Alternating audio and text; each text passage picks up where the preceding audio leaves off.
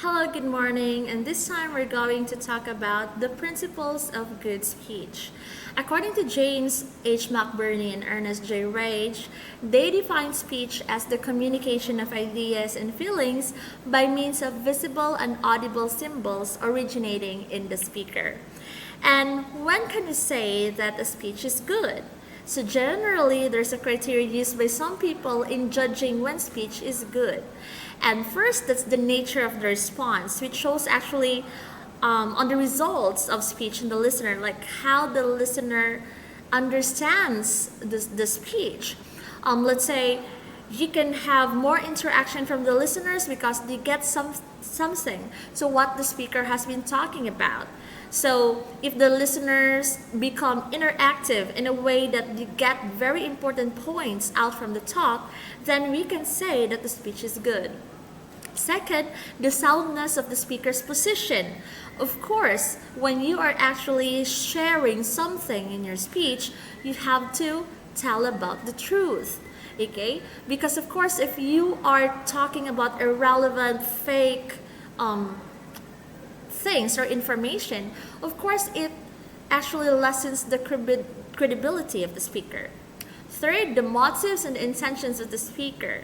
If the speaker's motive is to persuade, then the speech must be persuasive, or let's say it can actually convince the listeners to do what they intend to do. Fourth is the principles of the art of good speech. And what are these principles of good speech? So according to McBurney and Rage, they have 10 principles. First, good speech is socially responsible. So the socially responsible speaker must constantly respect facts and be aware of sound reasoning and judgments. As what I've mentioned a while ago, when you are sharing something, an information, you have to make sure it's based on facts. It's true, and you're not only taking it from a fake news or what, because as what I've said, it would affect the credibility of the speaker. So he should see to it that his speech is in context with his social milieu, guided by intelligence and prudence, because of course you are liable on sharing false information to your audience. Second, good speech reveals a speaker with good personal qualifications. So almost always a speaker with strong personal qualifications is in the best position to win the respect of the listener. So for example, you're having a seminar workshop and you have to choose a speaker who is knowledgeable, who is experienced in that field, because the listeners, the audience would tend to listen because they know they will get very important information, very useful information, and they would believe because they know the speaker has these qualifications to share knowledge and expertise. Third, good speech is directed to serve a specific purpose, because a purposeless speech meanders aimlessly. But the purposiveness of a speech forces the speaker to follow a course to attain his aim.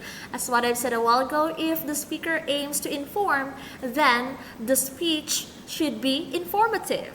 Okay? If the speaker aims to persuade, of course, it has to be convincing. Right?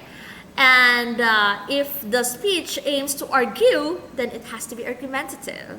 So the speech should actually serve its specific purpose. Fourth, good speech deals with worthwhile subjects. The best resources of both speaker and audience are to be tapped. What the speaker communicates, like events, experiences, projects, proposals, even aspirations, joy, sorrows, problems, it affects the level and quality of speech.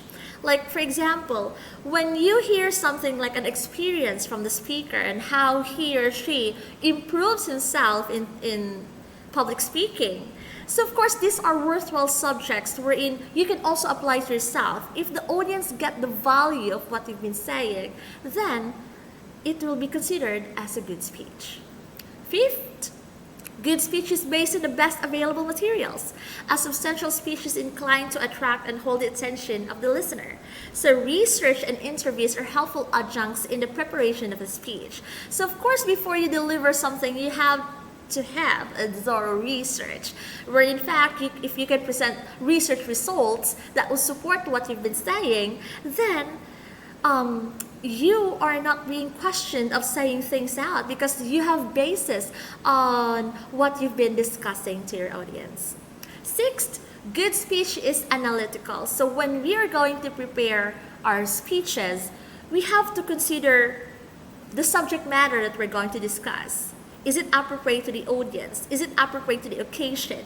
And you, as a speaker, could serve your purpose as the source of information. And outlining the speech lends to lucid analysis, which comes to perfection as the speaker delivers his piece, because it would be relevant, it would be valuable to your target audience.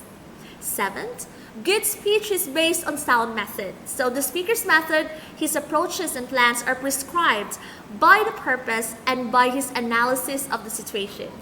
Planning a speech improves the delivery and leads to effective communication. So if you become a speaker, you do an outlining. Because sometimes if you just randomly say things, you might miss a very important information. Or let's say the flow of ideas would not be so coherent if you're not going to plan things out. 8.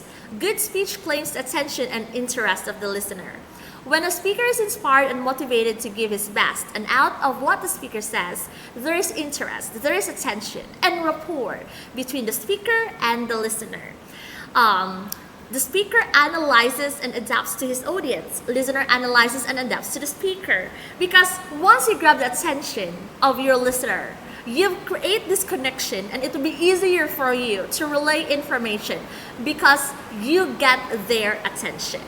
And it's one of the challenges that a speaker might face on how to get the attention of your audience so that you can relay the information better and make them understand what you've been talking about. And 9th, good speech makes effective use of voice and bodily action, of course. Verbal and non-verbal, they go hand in hand.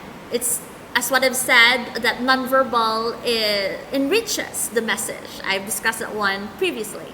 So, voice and bodily action produce symbols which convey the speech and to which the audience reacts.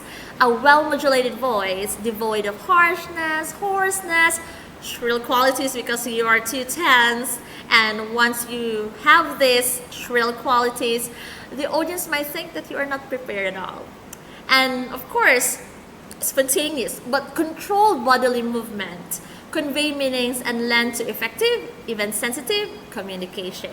So you know how to use the nonverbal aspect and incorporate them to your talk. And lastly, good speech uses good diction, language, and style.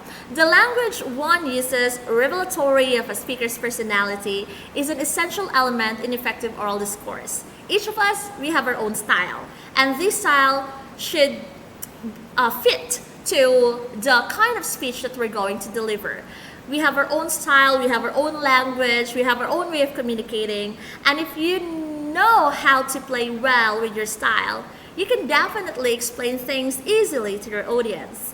And of course, it's also one thing that will show how prepared you are and how true you are on what you've been talking. So I hope you know already the different principles of good speech. Thank you for listening. See you again next time.